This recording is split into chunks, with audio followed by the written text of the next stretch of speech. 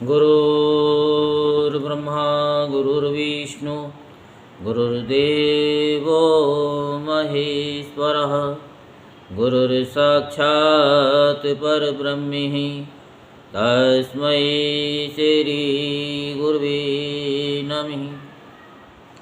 ॐ गजाननं भूतगणादिसेवितं कपितजम्बुफलचारुभक्षणम् उमासुतं शोकविनाशकारिकं नमामि विघ्नेश्वरपादपङ्कजं सच्चिदानन्दरूपाय विश्वोत्पत्त्यादिहेतवे तापत्रे विनाशाय श्रीकृष्णाय वयं नमः। बोलो वृंदावन बिहारी लाल की जय, बोलो वहाँ के बिहारी लाल की जय। आज हम आपको श्रीमद् भागवत महापुराण में अथर्ववेद की शाखाएं और पुराणों के लक्षण की कथा सुनाते हैं। तो आप सभी मन को एकाग्र करते हुए शांतिपूर्वक कथा को श्रवण करेंगे और धर्म लाभ प्राप्त करेंगे। कथा अच्छी लगे तो लाइक और कमेंट बॉक्स में राधे राधे लिखना ना भूलें और शेयर करना भी न भूलें।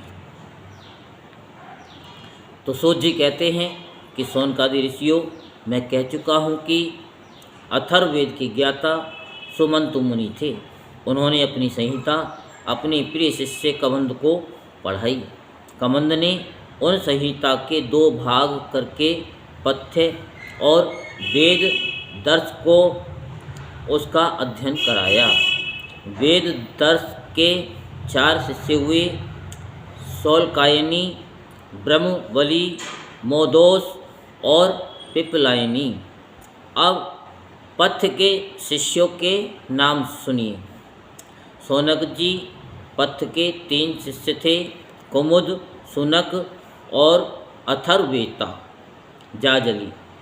अंगिरा गोत्रोत्पन्नो सुनक के 2 शिष्य थे, बभ्रु और सैंधवायन।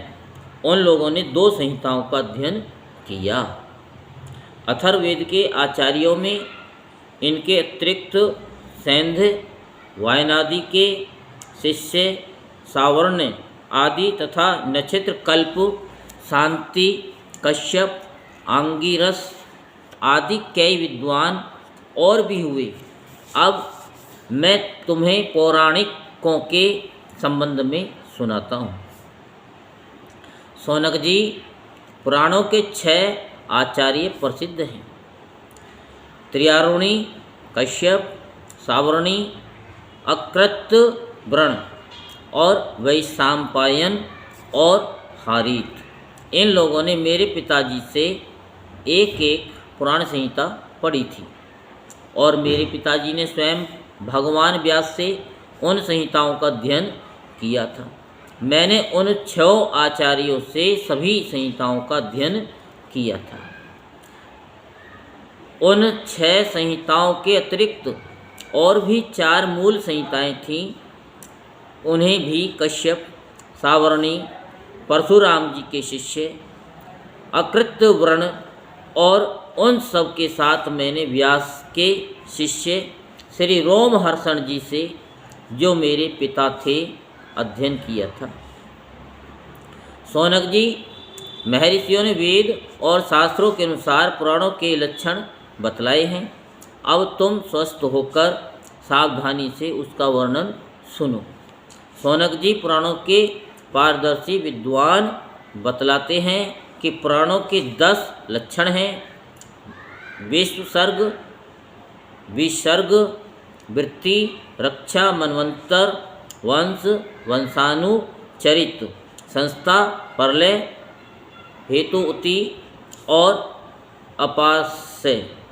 कोई आचार्य पुराणों के 5 ही लक्षण मानते हैं। दोनों ही बातें ठीक हैं, क्योंकि महापुराणों में 10 लक्षण होते हैं और छोटे पुराणों में 5। विस्तार करके 10 बतलाते हैं और संक्षेप करके 5। अब इनके लक्षण भी सुन लीजिए।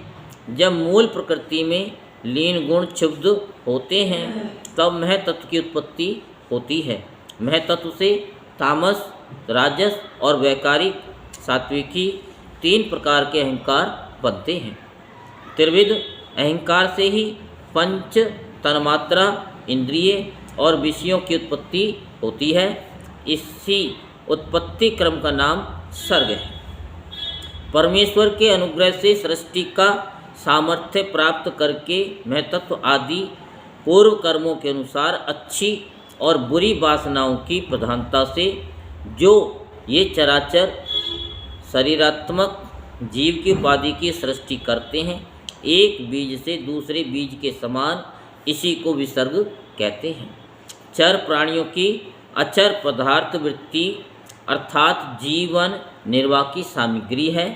चर प्राणियों के दुग्ध आदि भी इनमें से मनुष्यों ने कुछ तो स्वभाववश कामना के अनुसार निश्चित कर ली है और कुछ शास्त्र के आज्ञानुसार। भगवान युग युग में पशु पक्षी मनुष्य ऋषि देवता आदि के रूप में अवतार ग्रहण करके अनेकों लीलाएं करते हैं। इन्हीं अवतारों में वे स्वधर्म के विरोधियों का संहार भी करते हैं। उनकी यह अवतार लीला विश्व की रक्षा के लिए ही होती है, इसलिए उसका नाम रक्षा है। मनु देवता, मनुपुत्र, इंद्र, सप्तऋषि और भगवान के अंशावतार इन्हीं 6 बातों की विशेषता से युक्त समय को मनवंतर कहते हैं। ब्रह्मा जी से जितने राजाओं की सृष्टि हुई है, उनकी भूत भविष्य और वर्तमान कालीन संतान परंपरा को वंश कहते हैं। उन राजाओं के तथा उनके वंशधरों के चरित्र का नाम वंशानुचरित है। इस विश्व ब्रह्मांड का स्वभाव से ही प्रलय हो जाता है। उसके 4 भेद हैं, नैमित्तिक, प्राकृतिक, नित्य और आत्यंतिक। तत्वज्ञ विद्वानों ने इन्हीं को संस्था कहा है। पुराणों के लक्षण में हेतु नाम से जिसका व्यवहार होता है वह जीव ही है, क्योंकि वास्तव में वही सर्ग विसर्ग आदि का हेतु है और अविद्यावश अनेकों प्रकार के कर्म कलाप में उलझ गया है।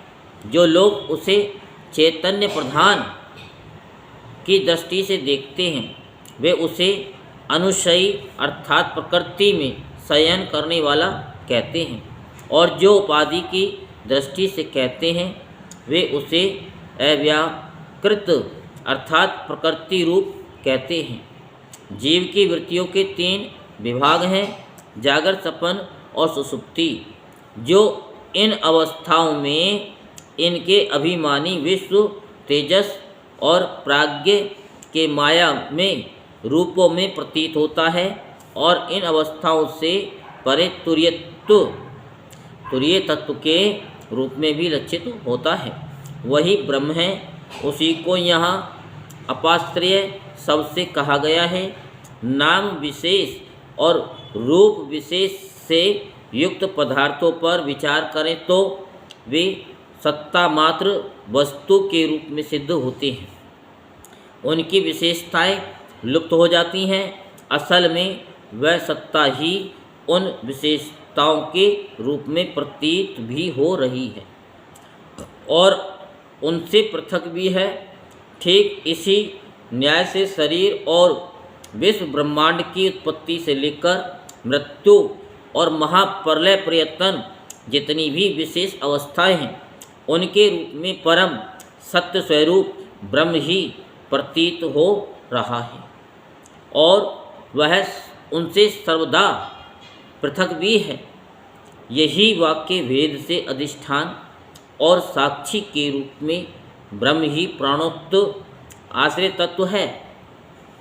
जब चित्त स्वयं आत्म विचार अथवा योग अभ्यास के द्वारा सत्वगुण, रजोगुण, तमोगुण संबंधी व्यवहारिक वृत्तियों और जागृत सपन आदि स्वाभाविक वृत्तियों का त्याग करके उपराम हो जाता है, तब शांत वृत्ति में तत्वमसि आदि महावाक्यों के द्वारा आत्मज्ञान का उदय होता है। उस समय आत्मवेता पुरुष अविद्या जनित कर्म वासना और कर्म प्रवृत्ति से निवृत्त हो जाता है। शौनकादि ऋषियों, पुरातत्ववेता, ऐतिहासिक विद्वानों ने इन्हीं लक्षणों के द्वारा पुराणों की यह पहचान बतलाई है। ऐसे लक्षणों से युक्त छोटे बड़े 18 पुराण हैं। उनके नाम हैं ये: ब्रह्म पुराण, पद्म पुराण, विष्णु पुराण, शिव पुराण, लिंग पुराण, गरुड़ पुराण, नारद पुराण और भागवत पुराण, अग्नि पुराण, स्कंद पुराण, भविष्य पुराण, ब्रह्म वैवर्त पुराण और मार्कंड पुराण, वामन पुराण, वराह पुराण, मत्स्य पुराण, कूर्म पुराण और ब्रह्मांड पुराण, ये 18 पुराण हैं। शौनक जी व्यास जी की शिष्य परंपरा ने जिस प्रकार वेद संहिता और पुराण संहिताओं का अध्ययन, अध्यापन, विभाजन आदि किया, वह मैंने तुम्हें सुना दिया।